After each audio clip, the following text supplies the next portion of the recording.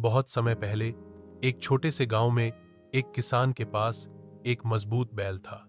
उसका नाम संजीवक था। वह बैल बहुत मेहनती और ताकतवर था। दिन भर हल खींचता और किसान की खेती में मदद करता।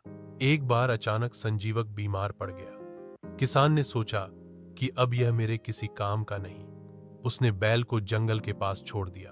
कुछ ही दिनों में संजीवक स्वस्थ हो गया और हरे भरे जंगल में घूमने लगा। संयोग से एक दिन वह कीचड़ के तालाब में गिर पड़ा। वहां की मिट्टी में नीले रंग का विशेष खनिज मिला हुआ था। जब संजीवक उठकर बाहर निकला तो उसका पूरा शरीर नीला चमकने लगा।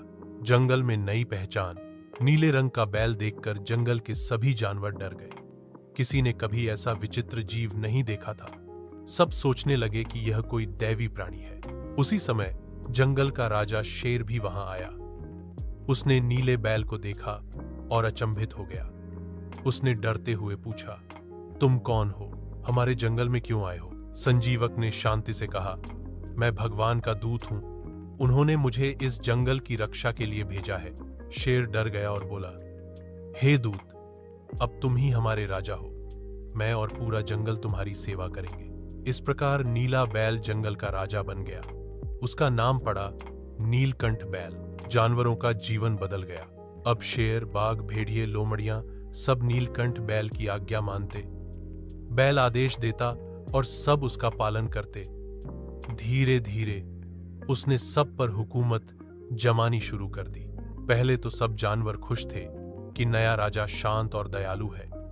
लेकिन समय बीतते बीतते बैल घमंडी हो गया। वह खुद को सबसे बड़ा समझने लगा। शेर भी अब अपमानित महसूस करने लगा। वह सोचता, मैं जंगल का असली राजा हूं, लेकिन इस बैल ने मुझे सेवक बना दिया। चालाक लोमड़ी की योजना। जंगल की एक चालाक लोमड़ी यह सब देख रही थी।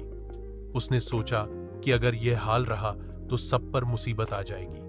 उसने शेर से कहा, महाराज, आप डर क्यों रहे हैं? यह बैल असली राजा नहीं है। यह तो एक साधारण पशु है जिसे नीला रंग ने धोखा दिया है। अगर आप चाहें तो मैं इसका सच सबके सामने ला सकती हूं। शेर ने कहा, कैसे? लोमड़ी मुस्कुराई। आज रात हम सब मिलकर बैल के सामने नाच गाना करेंगे। वह भी खुद को रोक नहीं पाएगा और जरूर अपनी असली आवाज में रंभाएगा। उस समय सब जान जाएंगे कि यह भगवान का दूत नहीं बल्कि एक साधारण बैल है। सच्चाई का पर्दाफाश रात को पूरा जंगल इकट्ठा हुआ। लोमड़ी और उसके साथी नाच गाने लगे। सब जानवर मजे से हंसते गाते रहे। संजीवक बैल भी बहुत खुश हुआ। वह नाचते नाचते अचानक जोर से रोंभा उठा, हम्बा हम्बा। बस सारा खेल खत्म। सभी जानवर समझ गए कि यह कोई दैवी प्राणी नहीं बल्कि एक साधारण बैल है। शेर ने तुरंत आगे बढ़कर दहाड़ते हुए कहा, धोखेबाज, तूने हमें मूर्ख बनाया। आज से मैं ही इस जंगल का असली राजा हूं। शेर ने बैल पर झपट्टा मारा और उसका अंत कर दिया।